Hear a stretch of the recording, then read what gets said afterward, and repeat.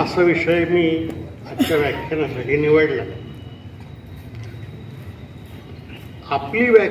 आपली भगवद्गीता म्हणण्याचं कारण असं की भगवद्गीता ही त्याच्या अर्थाप्रमाणे भगवंतांची गीता असली तरी प्रत्यक्षात ती जनतेचीच गीता आहे. भगवद्गीता याचा अर्थ भगवंताच्या तोंडून आलेली गीता असा होतो. प्रत्यक्षामध्ये इतिहास पाहिला, महाभारतासारखे ग्रंथ पाहिले तर आपल्या लक्षात असं येईल की ती भगवंताच्या तोंडून आलेलीच नाही.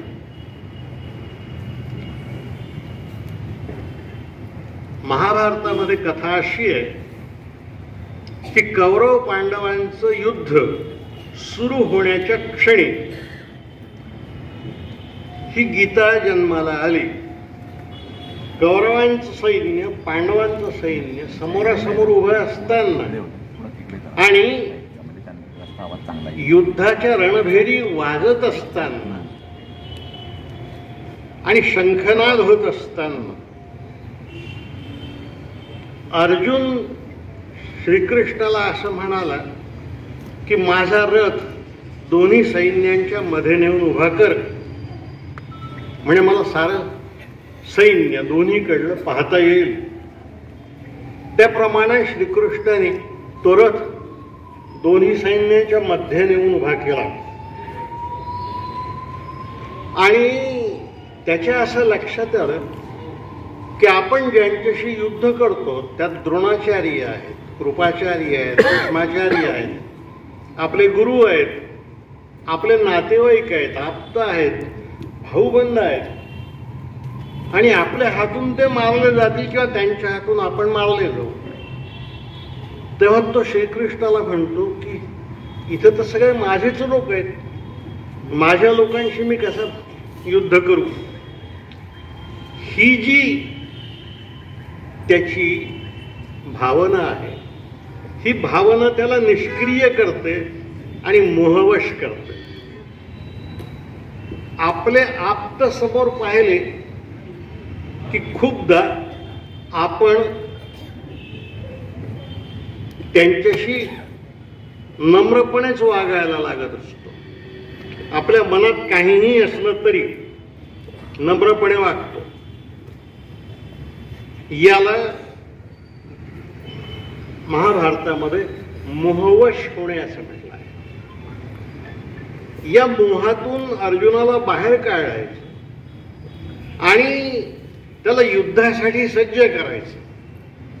म्हणजे मोहाबाहेर काढून कर्मासाठी सज्ज करणे, यासाठी श्रीकृष्णाने त्याला जो उपदेश केला तो उपदेश म्हणजे ही भगवद्गीता आहे. ही भगवद्गीता इतर सर्व हिंदू धर्माच्या ग्रंथांपेक्षा वेगळी आहे. बाकीचे सगळे ग्रंथ आपल्या ऋषीमुनींनी आपल्या आश्रमात लिहिले आहेत. भगवद्गीता रणांगणावर लिहिली गेली. मग प्रत्यक्ष कर्मभूमीवर ही जन्माला आलेली आहे आणि अशा क्षणी जन्माला आली आहे की ज्या क्षणी युद्ध सुरू व्हायचं, वर्षानुवर्षांचे संताप, अपमान असं गिळून पांडव युद्धाला तयार झालेले आहेत आणि आपल्या सैन्यानिशी कौरव आपलं रक्षण करण्यासाठी त्यांच्याशी लढायला उभे आहेत. अशा वेळी श्रीकृष्ण अर्जुनाला ही गीता सांगतो. आता या ठिकाणी एक गोष्ट स्पष्ट करायची. इतिहास असं सांगतो आणि धर्मग्रंथही असं सांगतात की भारतीय युद्ध इसवी सनाच्या पूर्वी 2300 वर्ष झालं आहे. काही जण तर इथपर्यंत इतिहासाचार्य चिंतामणराव वैद्य असं म्हणतात की इतिहासपूर्व 2300 वर्षाच्या फेब्रुवारी महिन्यात, म्हणजे याच महिन्यात हे युद्ध झालं. आता जे युद्ध ऐतिहासिक असेल ते धार्मिक कसं असेल, ते भगवंताचं कसं असेल, ते माणसांचंच असेल. शिवाय पांडवांच्या राज्याचे अवशेष दिल्लीला आहेत, आपण पाहू शकतो. तर पांडव आणि कौरव हे ऐतिहासिक लोक आहेत. श्रीकृष्ण हा सुद्धा इतिहासात झालेला माणूस आहे. गोकुळात जन्म झाला, मथुरेत राहिला आणि मग तो द्वारकेत आला. महाभारतामध्ये कथा अशी आहे की जरासंधानं त्यांनी 14 युद्ध केली आणि 14 युद्धात त्याचा पराभव केला. पण पुढे त्याच्या असं लक्षात आलं की यापुढची युद्ध आपण जिंकू शकत नाही. हे लक्षात घ्या.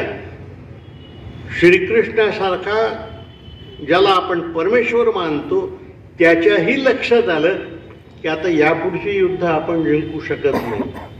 त्यामुळे त्यांनी मथुरेच्या दरबारामध्ये राजाच्या, तो जो राजप्रमुख आहे त्याच्या देखत सगळ्यांना अशी विनंती केली की आता यापुढे आपला नरसंहार थांबला पाहिजे.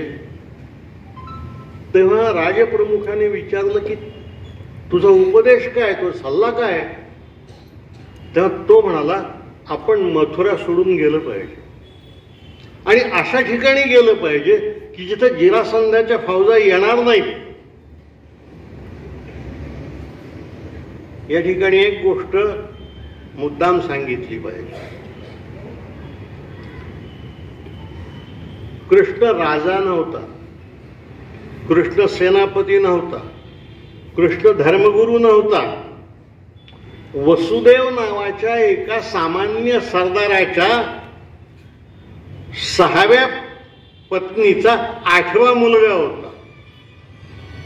हे लक्षात घ्या. याचा अर्थ तो अतिशय सामान्य होता.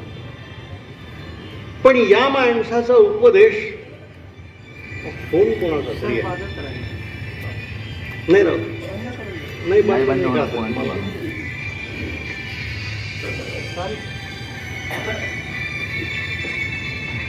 बंद करून द्या.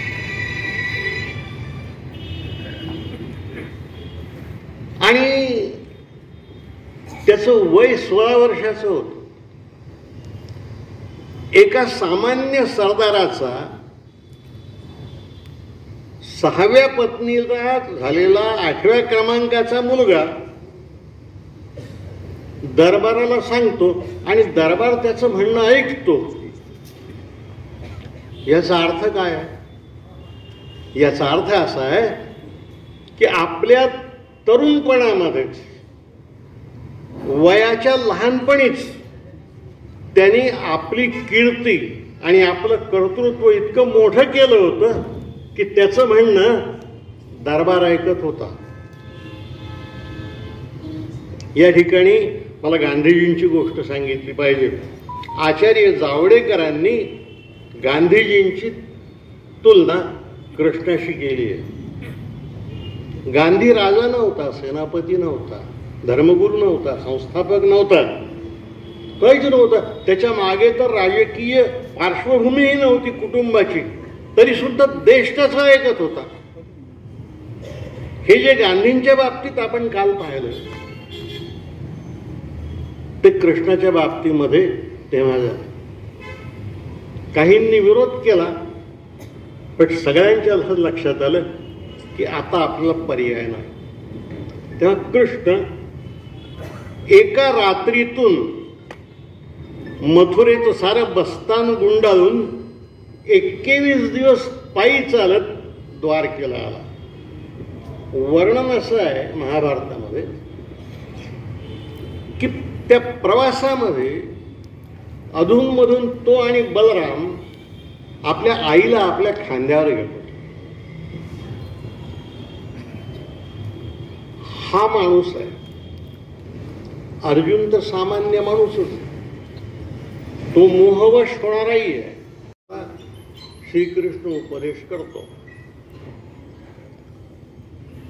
एका अर्थानं हे दोघंही समवयस्क आहेत.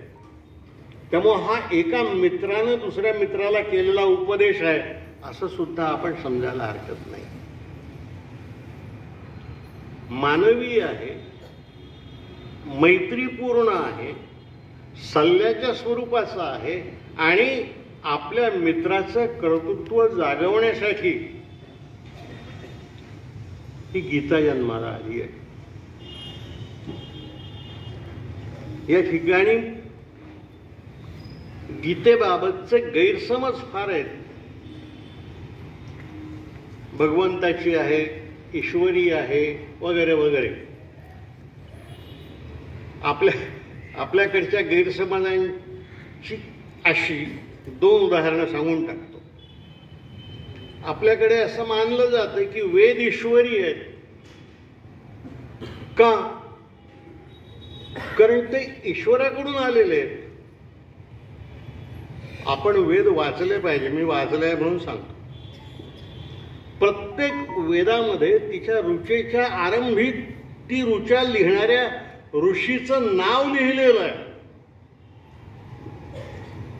त्या ऋषीने ती ऋचा लिहिली, पुढे ती संपादित झाली.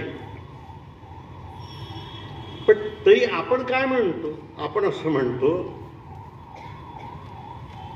की ऋषींनी या ऋचा लिहिल्या नाहीत, त्यांना त्या दिसल्या. दिसल्या तर म्हणजे दाखवल्या कोणी? तर परमेश्वराने दाखवलं. म्हणजे जिथं नावं आहेत तिथं आपण असं मानतो. म्हणजे वेद ईश्वरी नाहीत, वेद सुद्धा मानवीच आहे. हे आपल्या धर्मात आहे तसं नाही. हे कुराणाबाबत सुद्धा सांगून टाकतो.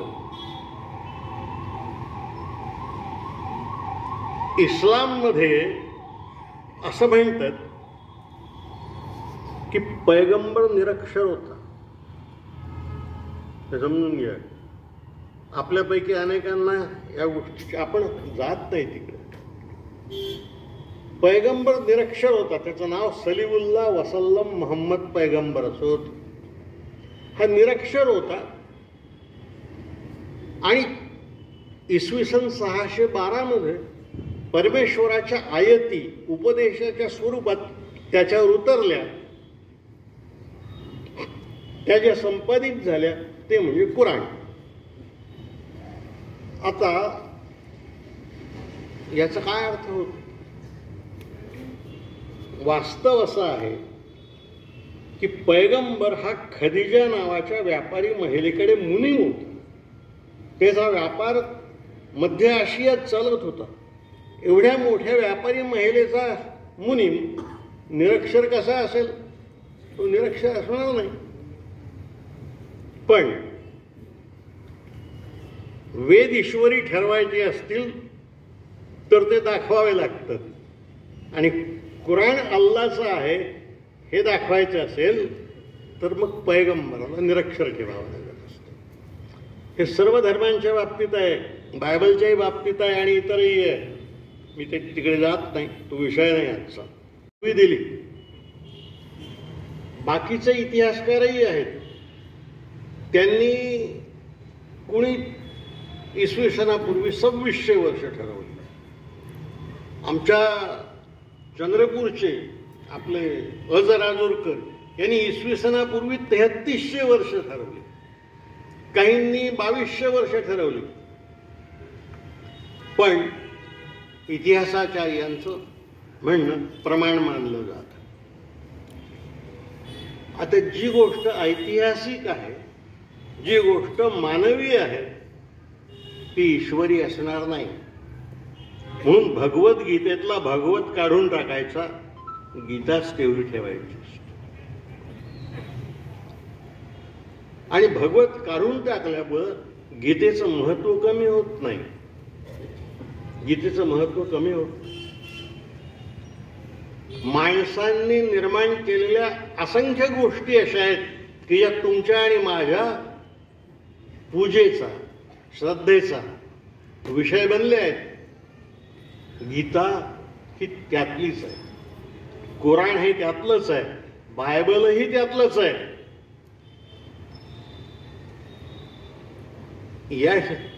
ही गीता जी आज आपल्या समोर आहे तिच्या संबंधी असं म्हटलं जाते आणि आपणही मानतो की भगवद्गीता हा महाभारताचा अविभाज्य भाग आहे.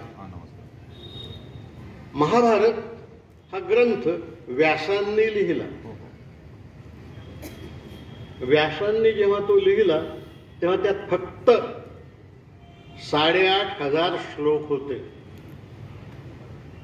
एक गणित आपण एकदा नीट लक्षात घ्या. 8,500 श्लोक होते.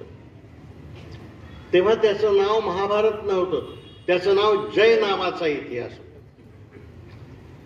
हा जय नावाचा जो ग्रंथ आहे व्यासांनी लिहिला, त्या ग्रंथाच्या शेवटी त्यांनी असं म्हटलंय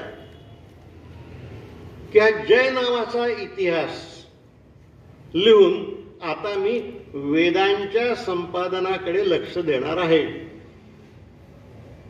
म्हणजे हा ग्रंथ कौरव, पांडव आणि श्रीकृष्ण यांचं आयुष्य आणि वेदांचं आयुष्य हे जवळजवळ सारखं आहे. यात 8,500 श्लोक. पुढल्या काळात पांडवांचा पंतू जन्मेजय नावाचा त्याने एक सर्पसत्र केलं, नागयज्ञ म्हणतात.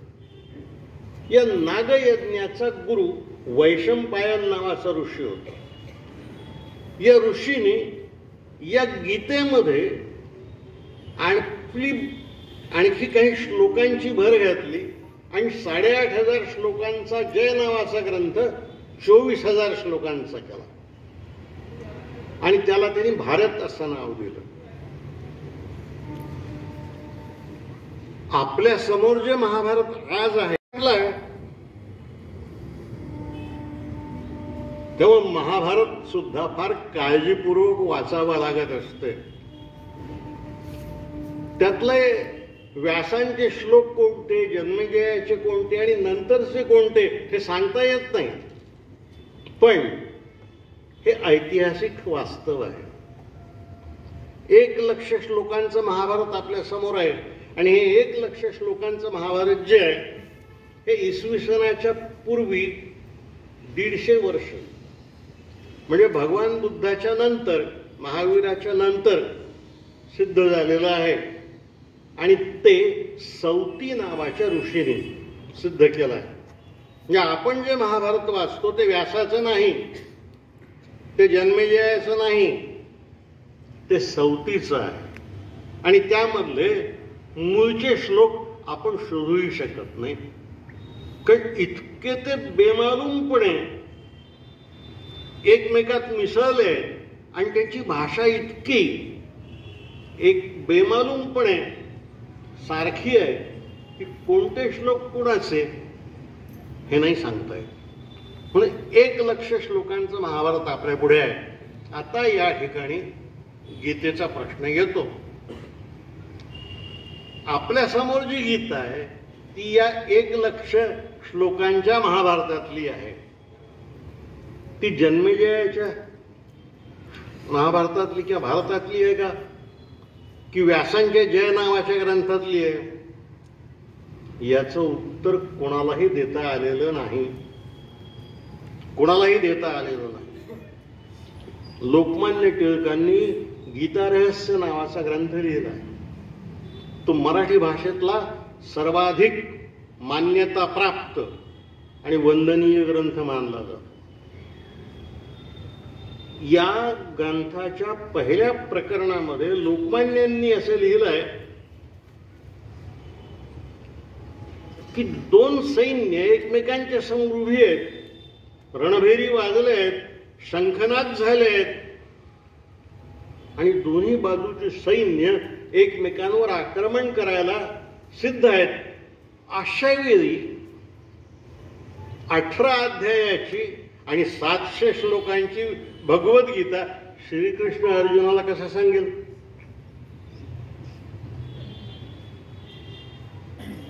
मी श्रद्धाळू माणूस नाही आहे फारसा, आणि मी परंपरेच्या अंगानेही फारसा जात नाही, मी चिकित्सेच्या अंगाने जातो. तर हे लोकमान्यांनी म्हटलंय, आणि लोकमान्यांचा अधिकार भगवद्गीतेवर केवढा मोठा आहे ते त्यांचा गीता रहस्य हा ग्रंथ सांगतो. त्यांनी म्हटलंय की फार तर अर्जुनाचा मोह दूर करायला श्रीकृष्णाने 4-2 श्लोक सांगितले असतील, 700 श्लोक सांगायला दोन्ही बाजूची सैन्य काही वाट पाहत थांबली नसतील. आज आपल्या देशामध्ये गीता पाठ असलेले लाखो लोक आहेत, पण या लाखो लोकांपैकी कोणालाही 5-10 मिनिटात 15 मिनिटामध्ये सबंध गीता म्हणता येत नाही. हीच गोष्ट लोकमान्यांनी सांगितली. ते म्हणतात की मुळात ही गीता फार तर 5 ते 6 श्लोकांची असावी, जन्मेजयाने त्यात आणखी थोडीशी भर घातली असावी, सौतीने आणखी भर घातली असावी. खरं तर अलीकडचं संशोधन असं सांगते की ही जी गीता आहे आपल्या समोरची, ही इसवी सनाच्या 5व्या शतकामध्ये गुप्त राजांच्या काळात तेव्हाच्या कुठल्या तरी विद्वानानं लिहून महाभारतामध्ये प्रक्षिप्त केलेली आहे. आपल्या परंपरेमध्ये एक गोष्ट अशी आहे की आपण लिहायचं आणि आपल्या नावाने प्रकाशित न करता एखाद्या थोर माणसाच्या नावाने प्रकाशित करायचं. तेव्हा व्यास हे नाव थोर होतं. सगळ्यांनी जे लिहिलं ते व्यासांच्या नावाने प्रक्षिप्त केलं. म्हणजे जन्मेजयाच्या नंतर सुद्धा 2000 वर्षाचा इतिहास आहे, त्यातही श्लोक लिहिले गेले. शुक्रनीती आहे, त्यामध्ये काही नीतिविषयक विचार आहेत, काही इतर ऋषींचे संदर्भ आहेत, प्रत्यक्ष बुद्धाच्या संदर्भातली आणि त्याच्या शिकवणी संबंधी विशेषतः त्या टीका आहे. आता बुद्ध तर इसवी सनाच्या पूर्वी 600 वर्ष झाला, तो 2300 वर्ष पूर्वी इतिहासाचा आहे. झालेल्या गीतेमध्ये कसा येईल? त्यामुळं भगवद्गीता ही 5व्या शतकात आली असं संशोधकांचं म्हणणं आहे. गार्बे नावाचा जर्मन संशोधक तर असं म्हणतो की ती 5व्या शतकात सुद्धा जी झाली ती सुद्धा आजच्या एवढी पूर्ण नव्हती. आपण जिला भगवद्गीता मानतो आणि वाचतो फार श्रद्धेनं, ती भगवद्गीता कोणती आहे? ती भगवद्गीता व्यासांची नाही, ती जन्मेजयाचीही नाही. आपल्या समोरची गीता ही शंकराचार्यांची गीता आहे. शंकराचार्यांनी गीता भाष्य नावाचा जो ग्रंथ लिहिला, त्या ग्रंथामध्ये त्यांनी ज्या 700 श्लोकांचा समावेश केला, त्या 700 श्लोकांची गीता आज आपल्या समोर आहे आणि आपण ती भगवद्गीता म्हणून मानतो. शंकराचार्यांचा अधिकार इतका मोठा होता ज्ञानाच्या क्षेत्रामध्ये, धर्माच्या क्षेत्रामध्ये, की त्यांनी जर म्हटलं की हे भगवंताचं आहे तर मग ते भगवंताचं. पण शंकराचार्यांच्या अगोदर 700 श्लोकांची गीता कुठेही सापडत नाही. 700 श्लोकांची गीता ही शंकराचार्यांची निर्मिती आहे. शंकराचार्य हे नाव उच्चारल्यानंतर काहींच्या मनामध्ये काही शंका उपस्थित होतील, म्हणून मला त्यांचा अधिकार सांगितला पाहिजे. शंकराचार्य हा सामान्य माणूस नव्हता. इंदिरा गांधींना त्यांच्या मृत्यूपूर्वी बीबीसीवर मुलाखत घेणाऱ्यांनी असं विचारलं की तुमच्या मते जगामध्ये जी 5 मोठी माणसं झाली त्यांची नावं सांगा. तेव्हा इंदिरा गांधींनी पहिलं नाव शंकराचार्यांचं घेतलं. मी ती मुलाखत पाहिली आहे. मला तर आश्चर्याचा धक्का बसला. मला वाटलं इंदिरा गांधी महात्मा गांधींचं नाव सांगतील, जवाहरलालजींचं नाव सांगतील, पण त्यांनी शंकराचार्यांचं नाव सांगितलं. मग त्यांनी विचारलं मुलाखत घेणाऱ्यांनी की त्यांचं नाव कसं घेतलं. तर त्या म्हणाल्या की प्रचाराचं साधन नाही, प्रवासाचं साधन नाही, यातलं काहीही नसताना सबंध हिंदुस्थानभर पायी हिंडून त्याने हा देश संघटित केला. धर्माच्या नावावर केला असेल पण संघटित केला आणि वयाच्या 33व्या वर्षी देह ठेवला. वयाच्या 33व्या वर्षात सबंध हिंदुस्थान एका कुठल्याही ध्वजाखाली आणणे हे त्यापूर्वी कधी झालं नाही, नंतरही झालं नाही. येशू ख्रिस्त ज्या दिवशी सुळावर गेला त्या दिवशी त्याला फक्त 11 अनुयायी होतं. पैगंबराचा मृत्यू झाला तेव्हा त्याच्या ताब्यामध्ये फक्त मदिना, मक्का हीच शहर आणि एवढाच भाग होता. यांनी हा एवढा प्रचंड देश संघटित केला. इथं हे थांबत नाही त्या माणसाचं मोठेपण. आपला समाज इतका भयानक आहे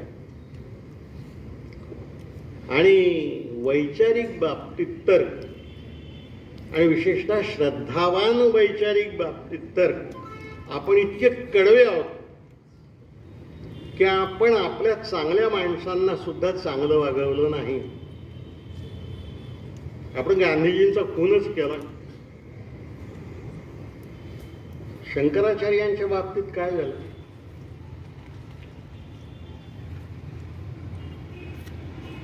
शंकराचार्यांची 32 चरित्र इतिहासाला माहिती आहेत.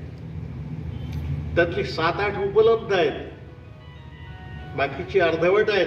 पण यातलं कोणतंही चरित्र विश्वासार्ह नाही. म्हणून शंकराचार्यांचं आयुष्य समजून घ्यायला मी त्यांच्या जन्मगावी गेलो होतो.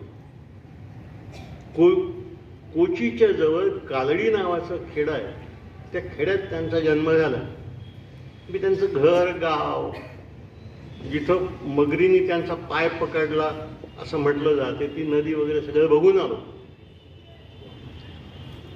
शंकराचार्यांच्या चरित्रातली कोणतीही कथा फारशी विश्वासार्ह मानली जात नाही, पण एक कथा फार विश्वासार्ह आहे आणि ती फार विलक्षण आहे.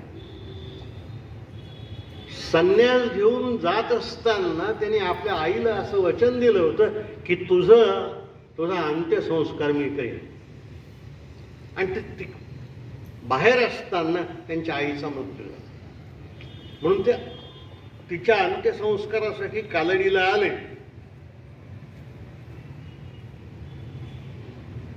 आणि आईच्या अंत्यसंस्कारासाठी त्यांनी सगळ्या लोकांना बोलवलं. तेव्हा आता पहिल्यांदा मी घेऊनच टाकतो नाव.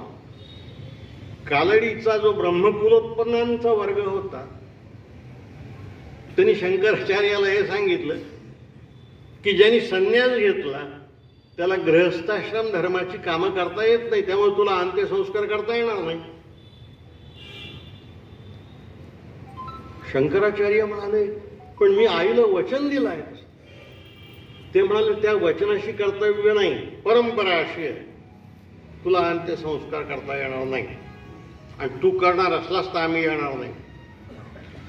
शंकराचार्याच्या आईच्या अंत्ययात्रेला एकही माणूस कालडीतला आला नाही. पण शंकराचार्य विद्वानांचा विद्वान होता. त्याला हे कळत होतं की मृतदेह हा काष्ठवत असतो. काय करावं त्याने. आईच्या देहाचे, मृतदेहाचे 3 तुकडे केले आणि एक एक तुकडा खांद्यावर घेऊन नदीवर नेऊन जाल. आपण आणि आपला समाज आपल्या उपकारकर्त्यांच्या बाबतीत किती कृतज्ञ वागला आहे याची यापेक्षा मोठी गोष्ट दुसरी कोणती नाही आहे. त्या कालडीतले लोक आजही अंगावर 3 असे राखेचे फराटे मारतात. मी त्यांना विचारलं हे कशासाठी, तर ते म्हणाले शंकराचार्यांच्या बाबतीत आम्ही जे पाप केलं ते भोगतो, त्याची स्मृती आहे. म्हणून मी शंकराचार्यांची गीता म्हटलं तेव्हा या सगळ्या गोष्टी आपण लक्षात घ्या. त्याची विद्वत्ता, त्याची ग्रंथरचना, त्यानं या देशाचं केलेलं संघटन आणि आपल्या समाजानं त्याला दिलेली वागणूक, हे आपण शंकराचार्यांच्या बाबतीतच केलं असं नाही, आपण ज्ञानेश्वरांच्या बाबतीतही हेच केलं. मला ज्ञानेश्वरांनी समाधी का घेतली हे कधीच कळलं नाही. मी आळंदीला अनेकदा गेलो. आळंदीतली बहुजन समाजाची माणसं या गोष्टीवर विश्वासच ठेवत नाहीत की ते समाधी घेतली म्हणून. आपण सगळे अभ्यासू लोक आहोत. आणखी एक नाव मी घेतो. मागल्या शतकात विमानाचा शोध लागला. तुकारामाला विमान कसं आलं?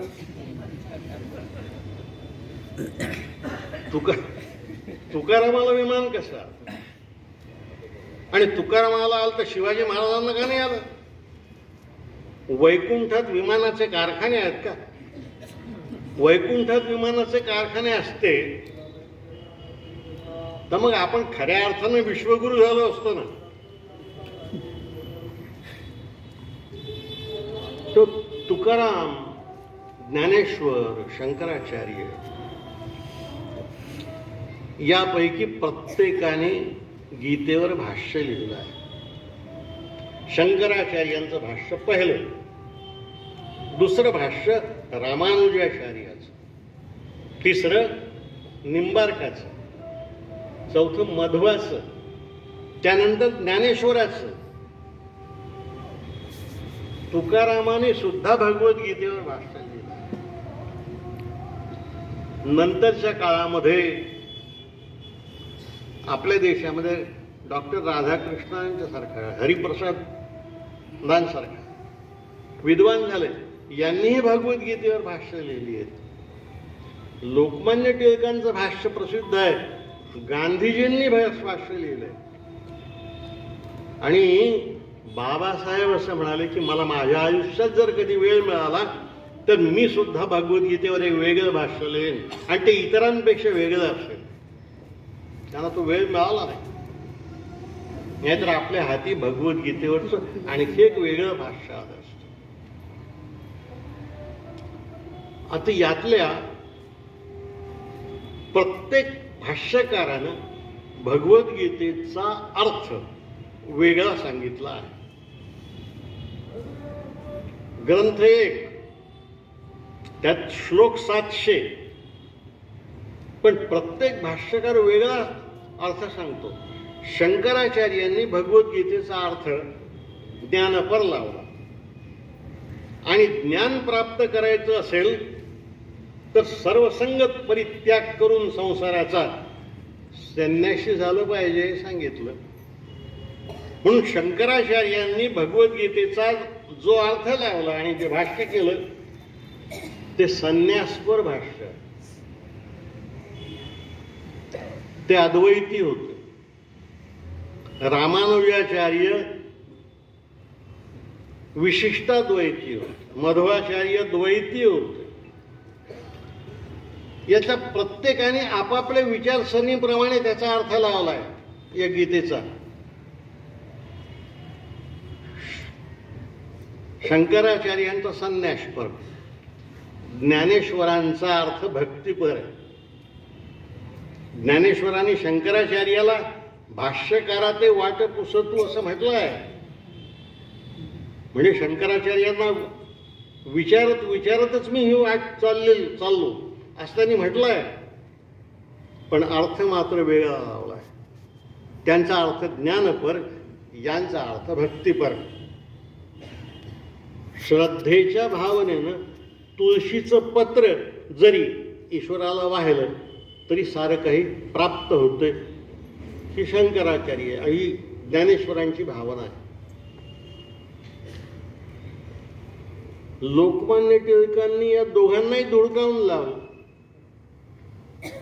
आणि नुसतं धुडकावून लावलं नाही तर शंकराचार्यांनी भगवद्गीतेतल्या श्लोकांचे अर्थ कसे चुकीचे लिहिले आहेत हे लिहिलं. ज्ञानेश्वरांचे अर्थ कसे चुकीचे आहेत हे सांगितलंय.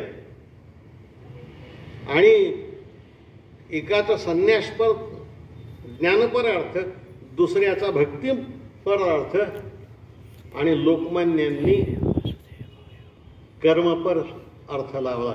त्यांनी कर्मयोग सांगितलं. आता या ठिकाणी आणखी एक सांगितलं. महात्मा गांधींनी तर भगवद्गीतेचा अर्थ आणि संदेश अहिंसा आहे असं सांगितलं. गांधींना लोकांनी असं विचारलं की अरे हा श्रीकृष्ण सारी भगवद्गीता युद्ध कर म्हणून सांगतो अर्जुनाला, आणि तुम्ही अहिंसापर आहे असं कसं म्हणता? ते गांधी ही आचार्य बुद्धीचा माणूस होता.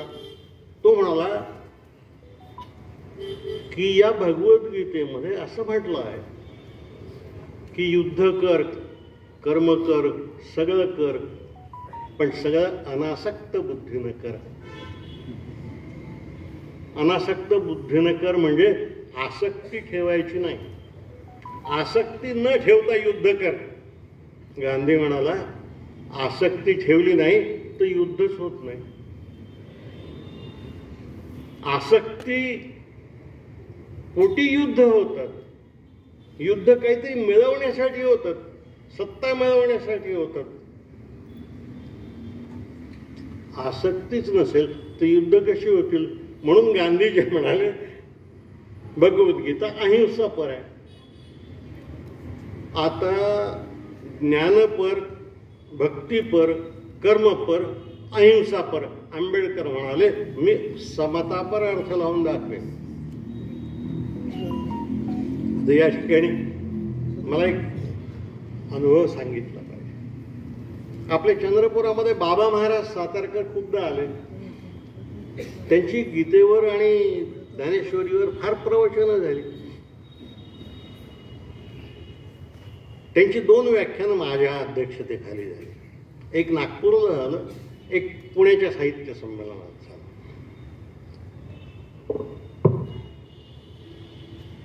त्या व्याख्यानानंतर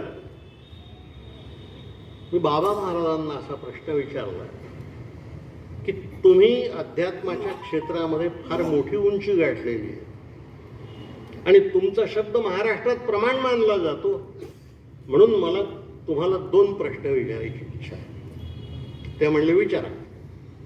पण पहिला प्रश्न माझा असा की ज्याला ईश्वरी स्पर्श झाला आहे किंवा ईश्वराचा खरोखर साक्षात्कार झाला आहे असा माणूस तुम्ही आपल्या आयुष्यात पाहिला काय?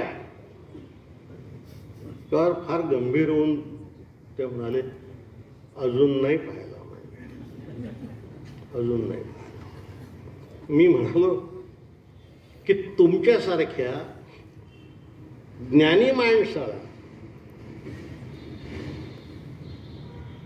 सगळ्या भगवद्गीतेवर ज्ञानेश्वरीवर अधिकार असणाऱ्या माणसाला जर असा माणूस सापडला नसेल तर आमच्यासारख्या मरते माणसाला तो कसा सापडेल?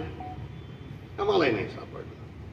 मग मी त्यांना दुसरा प्रश्न असा विचारला. म्हणजे माझा दुसरा प्रश्न असा आहे की भगवद्गीतेचा एक अर्थ शंकराचार्य लावतो, दुसरा ज्ञानेश्वर लावतो, तिसरा लोकमान्य लावतात, चौथा गांधी लावतात.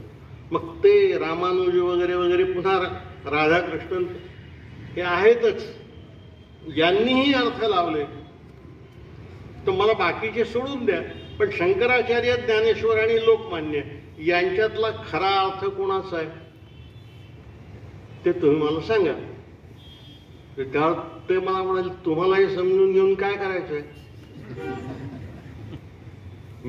मी म्हणालो, मला हे समजून घेऊन हे करायचंय, माझा तुमच्यावर विश्वास आहे, तुम्ही सांगाल तो अर्थ प्रमाण, त्याचा अर्थ प्रमाण मानतो, बाकीच्यांनी आम्हाला फसवलं असं आम्ही मानू. आता त्यांची पंचायत अशी होती की ते गांधीलाही नाव ठेवू शकत नव्हते, लोकमान्यांनाही नाव ठेवू शकत नव्हते, शंकराचार्यांनाही नाव ठेवू. बराच वेळ विचार करून ते शांतपणे असं म्हणाले की द्वादशीवार, खरं सांगतो, मी फक्त ज्ञानेश्वरीचाच अभ्यास केला आहे. हे फार मोठी गोष्ट आहे. आणि बाबा महाराज सातारकरांसारख्या मान्यताप्राप्त माणसाची गोष्ट आहे. तो प्रामाणिक माणूस होता आणि प्रामाणिकपणे त्यांनी हे कबूल केलं, त्यासाठी मी त्यांना नमस्कार केला. पण याचा अर्थ काय होतो? एकाच ग्रंथातून इतके कसे अर्थ निघतात?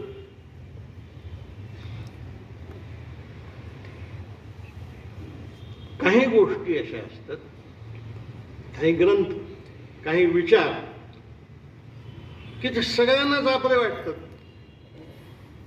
जर ते सगळ्यांनाच आपले वाटत असतील, त्या डाव्यांनाही वाटत असतील, उजव्यांनाही वाटत असतील, धनवंतांनाही वाटत असतील, मग त्या गोष्टीचा, मूळ गोष्टीचा खरा अर्थ आपण कसा लावायचा? भगवद्गीता हा काही राजकीय पक्ष नाही की त्यात कुणीही यावं आणि कुणीही बाहेर जावं. तर मग इतके अर्थ कसे निघतात यातून? फार अडचणीत टाकणारा हा प्रश्न आहे. आणि महत्वाची गोष्ट अशी की 5000 वर्ष त्याचा इतिहास आहे असं सांगितलं जातंय. 1500 वर्ष झाले हा देश त्याचा अभ्यास करतोय त्या ग्रंथाचा. आणि 1500 वर्षाच्या अभ्यासातूनही या ग्रंथाचा खरा संदेश कोणता आहे याविषयी विद्वानांमध्येच मतभेद आहेत. मी आपल्या श्रद्धांना धक्का लावू इच्छित नाही, हे कृपा करून लक्षात घ्या. फक्त या भगवद्गीतेनं माझ्या मनामध्ये जे प्रश्न निर्माण केले ते मी आपल्या समोर मांडतोय. तुम्हाला याची उत्तर सापडली तर मला तुमच्याकडूनही ऐकायला आवडेल. ते कोणाचा अर्थ खरा आहे?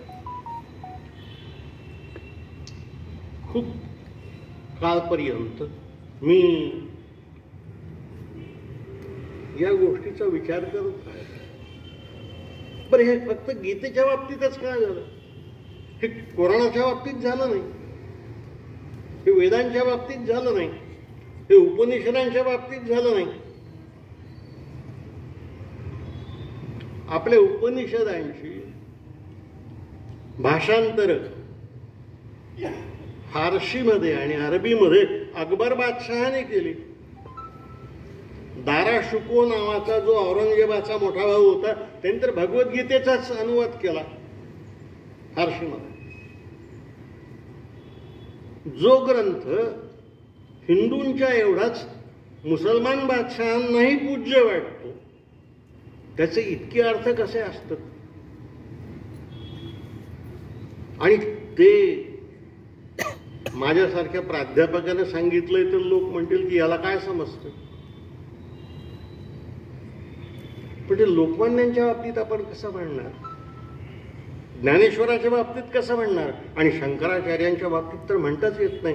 त्यांनी तर गीता जन्मालाच घातली असं इतिहास सांगतो. खूप काळपर्यंत या ग्रंथाविषयीची मिळतील तेवढी भाष्य मी वाचली, मिळतील तेवढी भाष्य वाचली. पण यापैकी कोणाचाही, कोणत्याही एका माणसाचा अर्थ अंतिमतः खरा आहे या निष्कर्षापर्यंत मला जाता नाही आलं. अगदी शेवटल्या काळामध्ये माझ्या अध्ययनाच्या मी कलकत्त्याला गेलो. देवी प्रसाद चट्टोपाध्याय या गृहस्थांची भेट घेतली. हे देवी प्रसाद चट्टोपाध्याय राजस्थानचे राज्यपाल होते एकेकाळी, पण ते कम्युनिस्ट पक्षाचं आणि ते चार्वाक मताचे होते. चार्वाक मताचे होते म्हणजे ईश्वराला मानणारे होते. मी सगळ्यांशी बोलल्यानंतर, या क्षेत्रातल्या विद्वानांशी बोलल्यानंतर देवी प्रसादांना हा प्रश्न विचारला की तुमच्या मते यातला खरा अर्थ कोणाचा आहे. आता त्यांनी जे उत्तर दिलं ते मला पटलं, पण अनेक जणांना ते पटणार नाही आणि कदाचित आवडणारे नाही. देवी प्रसाद म्हणाले की यातला कोणीही भगवद्गीतेचा अर्थ सांगत नाही, कोणीही सांगत नाही. याचा अर्थ काय? तर म्हणले असा आहे, लोकमान्य टिळक, ज्ञानेश्वर, गांधी, शंकराचार्य ही माणसं इतकी विद्वान होती की या माणसांची विद्वत्ता शंकराचार्यांच्या विद्वत्तेशी तुलना करता यावी एवढी मोठी होती.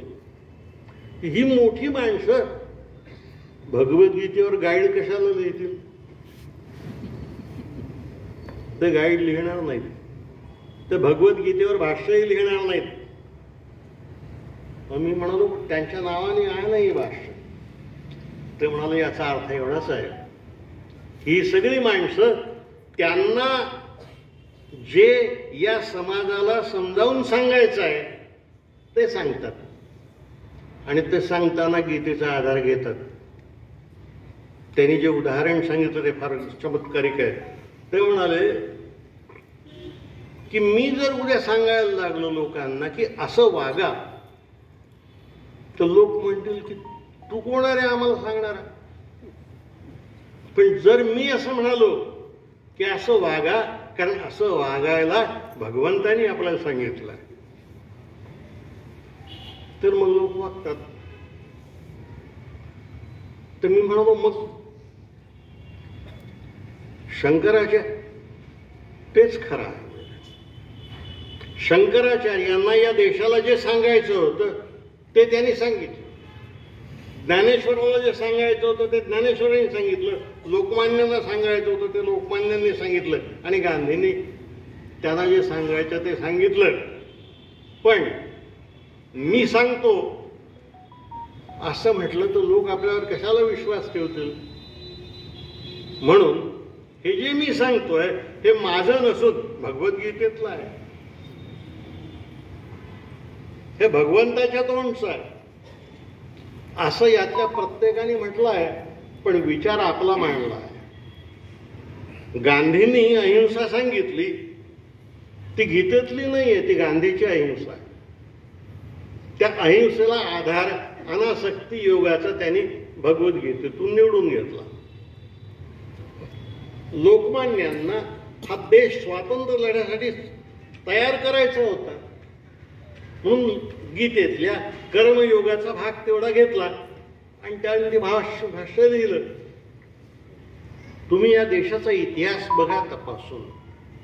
ते म्हणाले की या देशाचा इतिहास जर आपण पाहिला तर आपल्या लक्षात येईल की हा देश प्रत्येक शतकात बदलत गेला आहे आणि प्रत्येक शतकामध्ये या देशाच्या समाजासमोरचे प्रश्न बदलत गेले आहेत आणि त्या प्रश्नांना उत्तर देण्याची जबाबदारी या थोर पुरुषांवर आहे.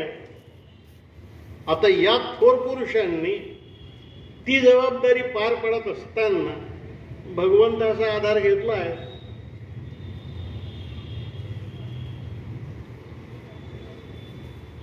शंकराचार्यांचा जो काळ आहे तो इसवी सनाच्या 8व्या शतकाचा काळ आहे. इसवी सनाच्या 8व्या शतकामध्ये या देशाच्या एकूण समाज व्यवस्थेमध्ये एवढी प्रचंड अनिती माजली होती की धर्म सुद्धा अनितिमान होऊन गेले होते. हिंदू धर्मामध्ये कापालिकांचा पंथ, शाक्तांचा पंथ, बुद्ध धर्मामध्ये वज्रयानांचा पंथ, जैनांमधले पंथ, हे सगळे पंथ अनितिमान आहेत.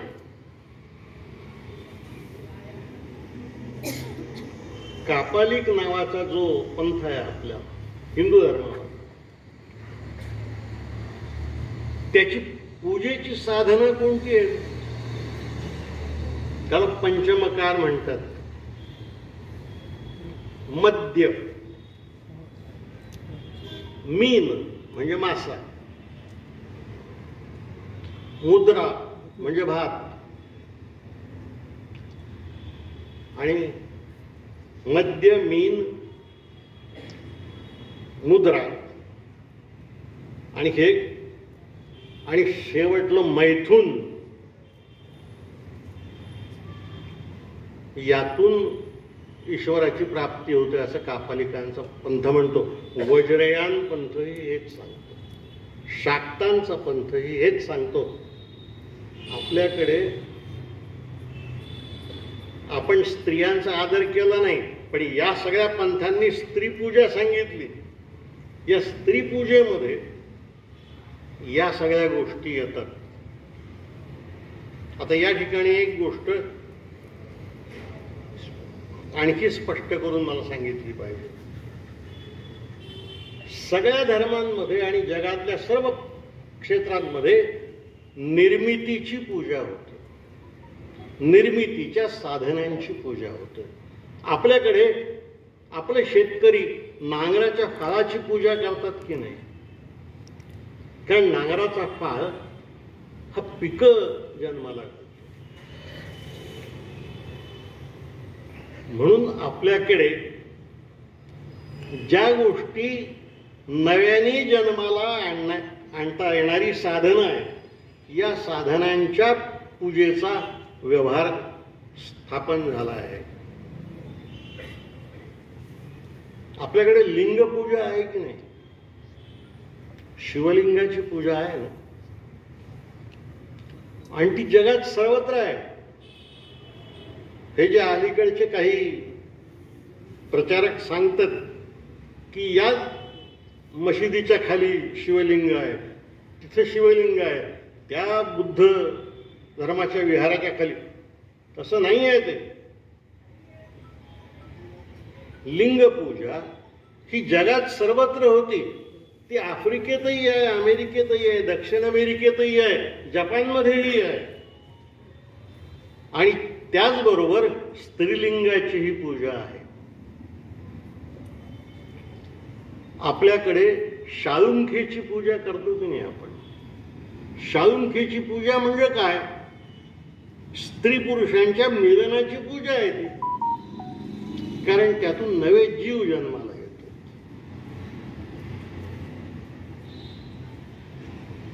हे पंथ तेव्हा वाढीला लागले होते. आता या ठिकाणी एक गोष्ट सांगूनच टाकतो वाईट. आपल्याकडे शिवलिंगाची पूजा आहे, आणि शिवलिंगाची पूजा आपण सगळेच करतो, पुरुषही करतात, स्त्रियाही करतात. कारण परंपरेने सांगितलं. पण तशी शिवलिंगाची पूजा आहे, तशी स्त्रीलिंगाचीही पूजा आपल्याकडे आहे. कामाख्या देवीचं मंदिर पाहिलंय की नाही तुमचं? कामाख्या देवीचं मंदिर म्हणजे त्यात काय आहे? ते स्त्रीलिंग आहे आणि त्याची पूजा आहे. आता पुढे जाऊन मी एक आणखी सांगतो की जेवढी म्हणून स्त्री दैवत आहेत, त्या स्त्री दैवतांचे मुखवटे आहेत.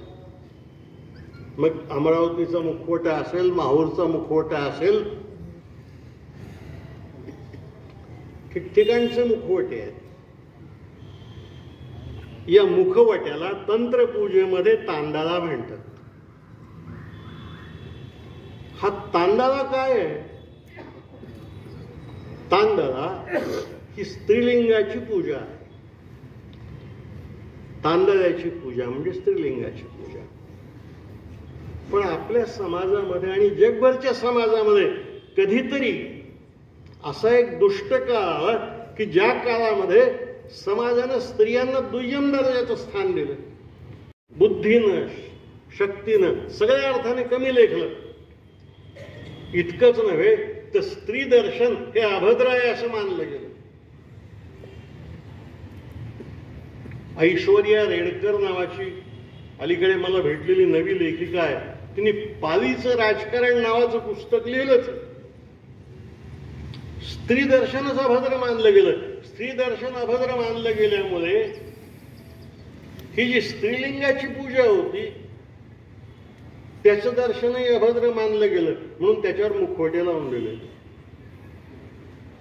हे जे देवीचे मुखवटे दिसतात माहूर पासून सर्वत्र, हे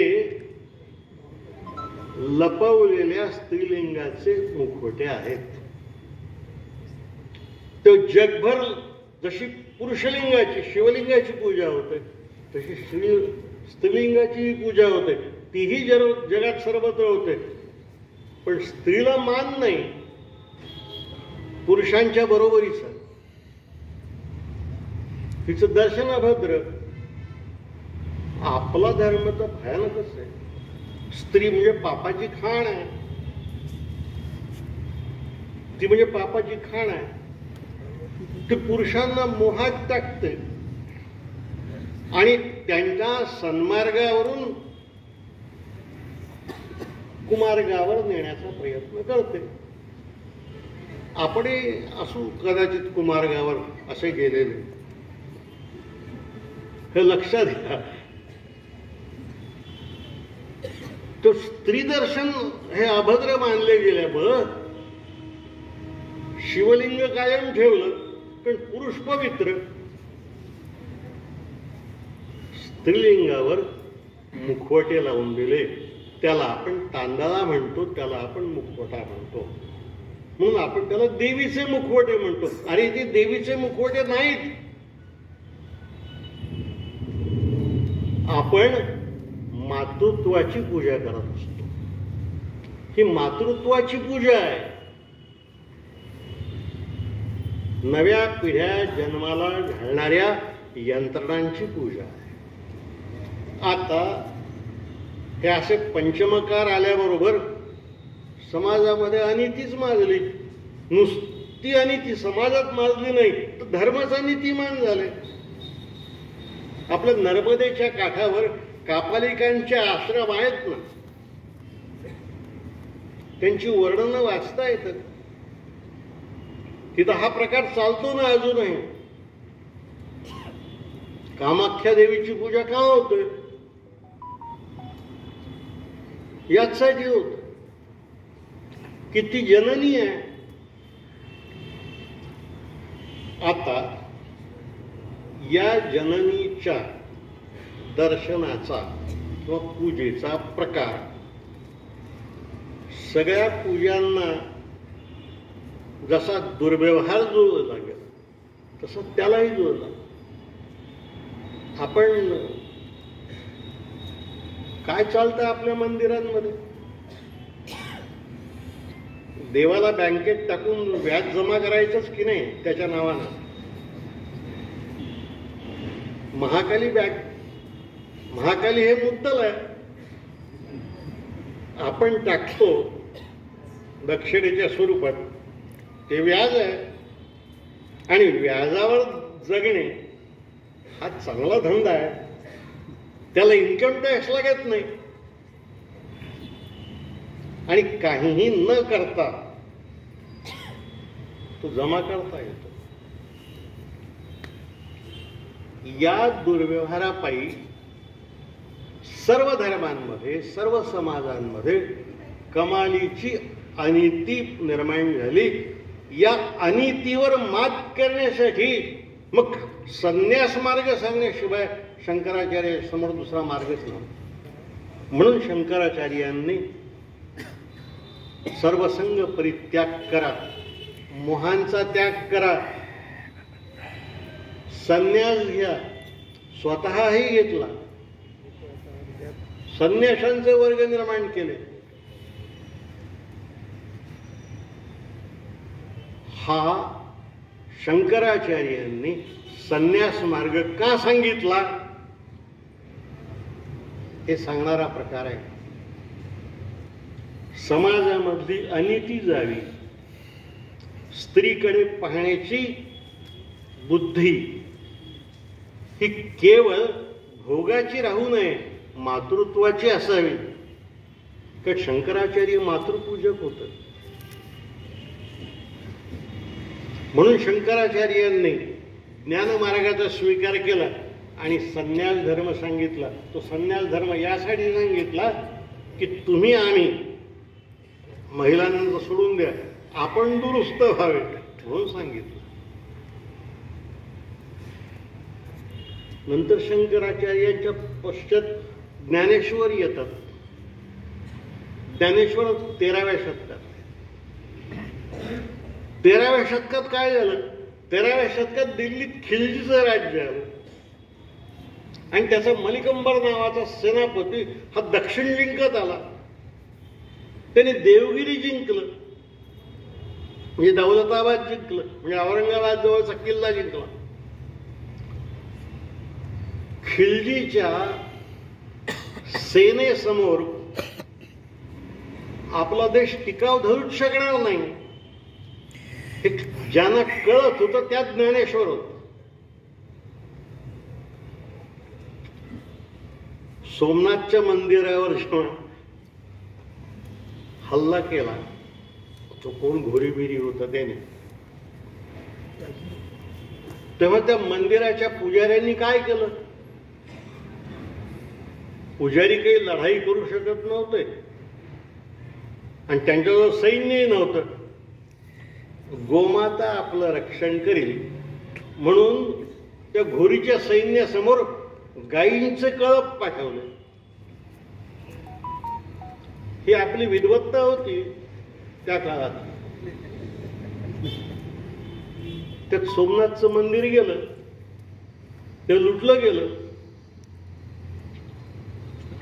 खिलजीच्या वादळापुढे या देशाची परंपरा, या देशाची संस्कृती टिकणार नाही. कारण आपल्याकडे पुन्हा जातीयवाद नावाचं प्रकरण आहे ना भयानक. लढाई कुणी करायची? ब्राह्मणांनी नाही करायची, दलितांनी करायची नाही, क्षत्रियांनी करायची.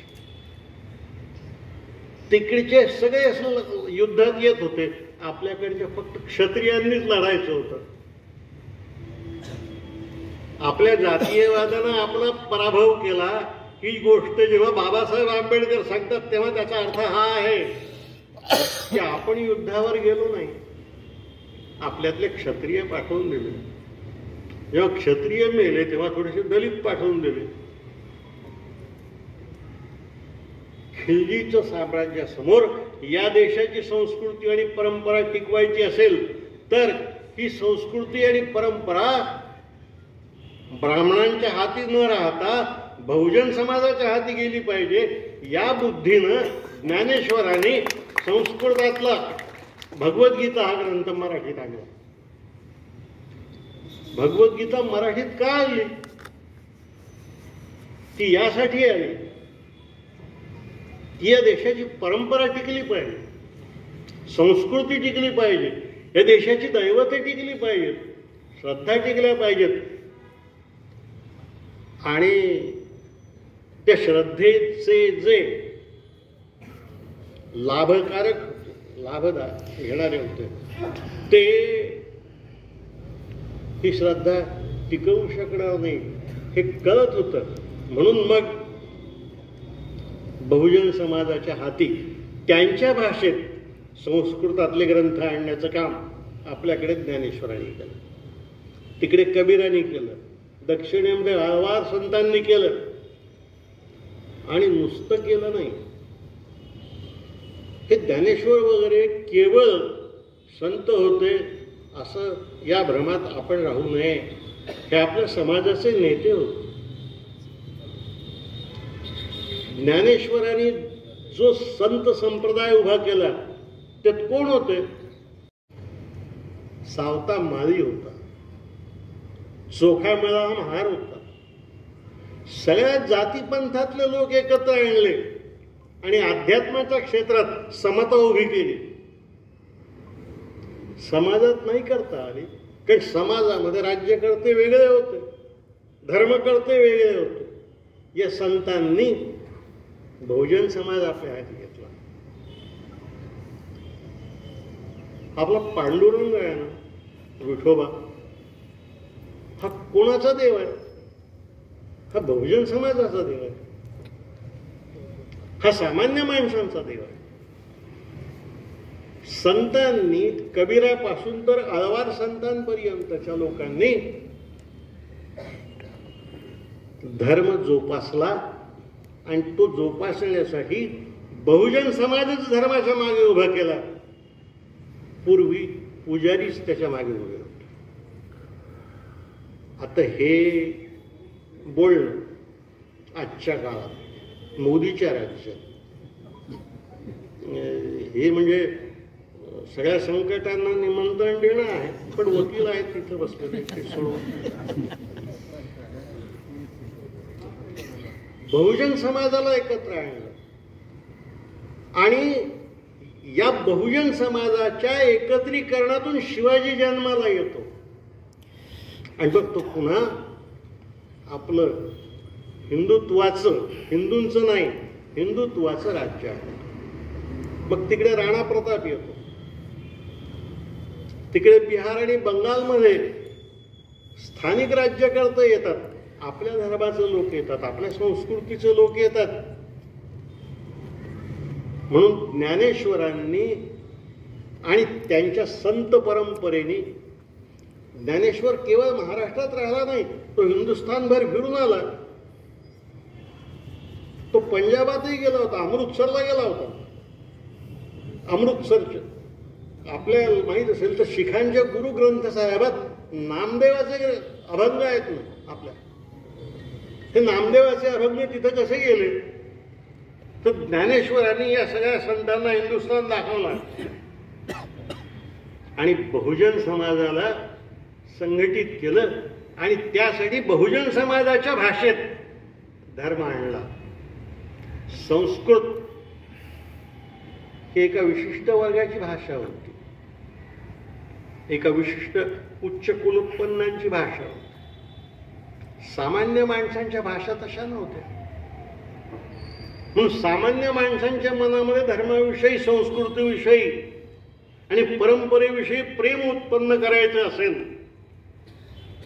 तर मग त्यांच्या भाषेत धर्म नेला पाहिजे. त्यांना धर्मात आणण्याचं कारण नाही, धर्म त्यांच्यात नेला पाहिजे. ही संतांची भूमिका आहे. हा ज्ञानेश्वराचा आपल्याला उपदेश आहे. त्यानंतर मग लोकमान्य येतात. लोकमान्यांच्या समोर तो स्वातंत्र्याचा लढा होता. स्वातंत्र्याचा लढा होता. ते स्वतः 6 वर्ष तुरुंगात होत.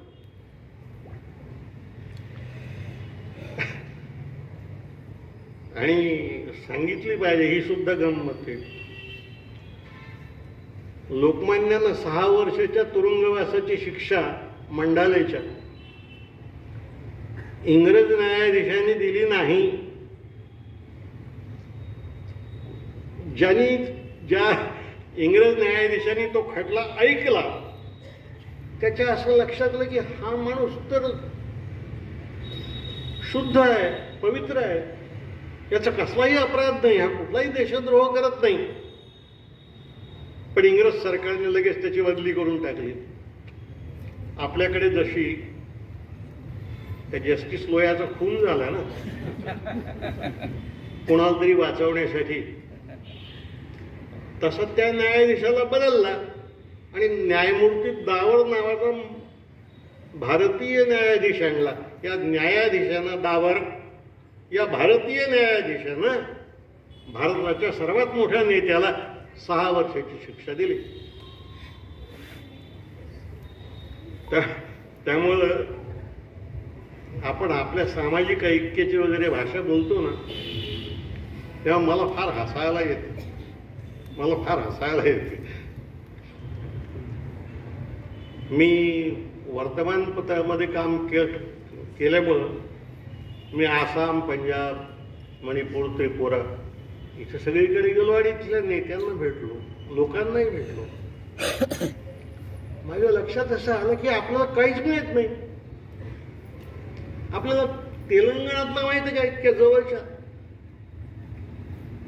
गुजरातमध्ये 2,00,000 मुसलमानांची कत्तल झाली, शेजारचं राज्य आहे ना, महाराष्ट्राची कातडी सुद्धा थरथरली नाही ना. कशाची एकात्मता, कशाची एकात्मता. मी अमेरिकेचं उदाहरण सांगूनच टाकतो या ठिकाणी. अमेरिका हे पहिल्यांदा 13 वसाहती, राज्य निर्माण झाली तिथं. मग त्या 13 राज्यांनी एकत्र येऊन, प्रांतांनी एकत्र येऊन केंद्र सरकार निर्माण केलं. मग या केंद्र सरकारच्या विधिमंडळात प्रार्थना कोणती म्हणायची, ते प्रार्थना ठरली. त्या प्रार्थनेचं मध्ये असं म्हटलं होतं की हे प्रभो, या राष्ट्राला सुखी ठेव. पण ते जे राज्यांचे आणि प्रांतांचे नेते होते ते म्हणाले, आम्हाला हे राष्ट्र मान्यच नाही शब्द. तुम्ही ही प्रार्थना अशी करा की हे प्रभो, या संयुक्त राज्यांना सुखी ठेव. तर हे अमेरिकेचं आहे, आपल्याकडे तर आनंदच आहे, आपल्याकडे तर आनंदच आहे. आपल्याला आंध्र माहीत नाही, आपल्याला बिहार माहीत नाही. बंगालमध्ये रवींद्रनाथांचं नाव सांगता येते, शर्मिला टागोरचं नाव काही लोक आनंदानं घेतील. बाकी बंगाली माणसं कोणाला माहिती आहे, माहीत नाही. त्यामुळं सगळ्यांना एकत्र आणायचं असेल तर भाषेचं महत्व आहेच, भाषेचं महत्व आहे. त्या काळामध्ये त्यांना जे शक्य होतं ते त्यांनी केलं. संस्कृतातली भगवद्गीता मराठीत आणली. आपला कबीरांनी सुद्धा भगवद्गीतेचा अनुवाद केला आहे. अनेक संतांनी त्यांच्या त्यांच्या भाषेमध्ये भगवद्गीतेचा अनुवाद केला आहे. आणि तो करत असताना त्यांच्या समोर धर्म असण्यापेक्षा समाज टिकवण्याची वृत्ती जास्त मोठी आहे, हे आपण लक्षात घ्या. या संतांचे धार्मिक संस्कार असतीलच, आहेतच, पण त्याहीपेक्षा आपल्यावरचे सामाजिक संस्कारच जास्त मोठे आणि जास्त खोलवरचे आहेत. या देशातल्या परंपरा, संस्कृती, देव दैवत, मंदिर ही कशी टिकली, ती या समाजाच्या श्रद्धेमुळे टिकली. आणि ही समाजाची श्रद्धा, धर्मग्रंथ समाजाच्या भाषेत आल्यामुळे टिकली. हे लोकमान्यांचं काम आहे. गांधींनी अहिंसा का म्हटलं, ते पुढे गेले आणखी. लोकमान्यांच्या काळामध्ये सशस्त्र क्रांतिकारकांचाही एक वर्ग होताच या देशामध्ये. महाराष्ट्रात त्याचे नेते सावरकर होते, तिकडे भगतसिंग होते, तिकडे बंगालमध्ये अरविंदो होते. पण सशस्त्र क्रांतिकारकांची राष्ट्रीय संघटना कोणतीच नव्हती आणि त्यांच्यात वैचारिक एकात्मताही नव्हती. हे लक्षात घ्या, वैचारिक एकात्मता नव्हती. जे लोक फार क्रांतिकारकांची भाषा बोलतात ना, त्यांनी हे लक्षात घेतलं पाहिजे. बंगालमधले क्रांतिकारक अध्यात्मवादी होते, आपल्या इथले क्रांतिकारक सावरकरवाले हिंदुत्ववादी होते, भगतसिंग तर कम्युनिस्टच होता.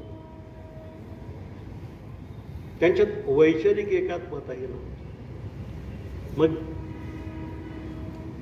मग या देशामध्ये लोकमान्य असं म्हणून थांबले की इंग्रजांना हटवायचं असेल तर त्यांच्याशी बरोबरीचा मुकाबला केला पाहिजे, शठम प्रति शाठ्यम असं म्हणाले. शठम प्रति शाठ्यम म्हणजे तू गुद्दा मारला तर मी तुला गुद्दा मारेन. गांधीजी पुढे गेले, कारण गांधीजींच्या हाती 1920 साली या देशाचं नेतृत्व आलं आणि सबंध देश पाहता पाहता त्यांच्या मागे गेलं.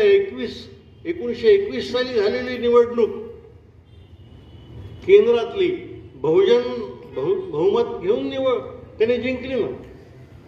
वल्लभभाईंचे मोठे भाऊ केंद्रीय कायदे मंडळाचे पहिले अध्यक्ष झाले, बॅरिस्टर विठ्ठलभाई पटेल. त्यामुळं शठम प्रति शाठ्यमची गरज नाही. समाज संघटित असाच स्वातंत्र्याच्या नावानं होतोय हे गांधींच्या लक्षात आलं. आणि त्याहून महत्वाची गोष्ट अशी आहे की गांधींनी जे सत्य ओळखलं ते त्यापूर्वीच्या फार थोड्या लोकांनी ओळखलं. या देशातल्या माणसांची खरी शक्ती कशात आहे तर गांधी म्हणाला लढण्यात नाही, तलवार घेण्यात नाही, लाठी हल्ल्यात नाही. या देशातल्या माणसांची खरी शक्ती सहनशक्ती आहे. सहनशक्ती आहे. या सहनशक्तीचं संघटन म्हणजे सत्याग्रह आहे. मग गांधी म्हणाला मुलांना शाळा सोडा, तर मुलांनी शाळा सोडल्या. वकिला सोडा म्हटलं तर वकिल्या सोडल्या. नोकऱ्या सोडा म्हटलं तर नोकऱ्या सोडल्या. लाठ्या खा म्हणतात लाठ्या खाल्ल्या. मोर्चा तुरुंगात जा म्हटलं तुरुंगात गेला. शेवटल्या दिवशी तो म्हणाला करा किंवा मरा. लोक मरायलाही तयार झाले. हे सहनशक्तीचं जे संघटन आहे हे ज्या दिवशी त्यांच्या लक्षात आलं त्या दिवशी त्यांनी गीतेचा अहिंसा प्रार्थ लावला. त्यामुळं भगवद्गीतेचं महात्म्य जे आहे ते महात्म्य या समाजाला प्रत्येक शतकात आवश्यक ते मार्गदर्शन करण्याचं सामर्थ्य या ग्रंथात आहे. हा त्याचा मोठेपणा आहे. म्हणून भगवद्गीता ही परमेश्वराची नाही, ही तुमची आणि माझी आहे असा त्याचा अर्थ आहे. बाबासाहेब समतेपर्यंत जात होते. त्यांना वेळ मिळाला नाही त्यांच्या आयुष्यात. ते झालं असतं तर आणखी चांगलं झालं असतं या समाजाचं. तेव्हा भगवद्गीता समजून घेत असताना, तिचं अध्ययन करत असताना किंवा अर्थ न समजता ती पाठच नुसती करत असताना, आपल्याकडे तोही एक प्रकार आहे. श्लोकांचे अर्थ न समजता ते पाठ केले जातात. पाठ म्हणून दाखवता येतात, अर्थ सांगता येत नाही. तर भगवद्गीता समजून जर घ्यायची असेल तर ती या समाजाच्या इतिहासाच्या संदर्भात अशी समजून घेतली पाहिजे. का असं शंकराचार्य असं का म्हणतो, ज्ञानेश्वर असं का म्हणतो, लोकमान्य असं का म्हणतात आणि गांधीजी असं का म्हणाले. त्या त्या काळातल्या समाजाच्या गरजेप्रमाणे या माणसांनी भगवद्गीता वापरली. जे सांगायचं होतं ते आपलं सांगितलं, पण माझं कोण ऐकतं. गांधी कोण होता, लोकमान्यांचं कोण ऐकतं. म्हणून त्यांनी मी जे सांगतोय ते माझं नसून भगवंताचं आहे असं सांगितलं आहे. पण याचा एक अर्थ असा आहे, जो ग्रंथ एखाद्या समाजाला 1500 वर्षापर्यंत सामर्थ्य पुरवू शकतो, त्याच्या नेत्यांना एवढी वर्ष प्रेरणा देऊ शकतो, विचार देऊ शकतो किंवा त्यांच्या विचाराचा आधार होऊ शकतो, त्या ग्रंथाचं महात्म्य लहान होत नाही. तो ग्रंथ मोठा असतो. हे इतरत्र जमलं नाही. बाकीचे धर्मग्रंथच राहिले.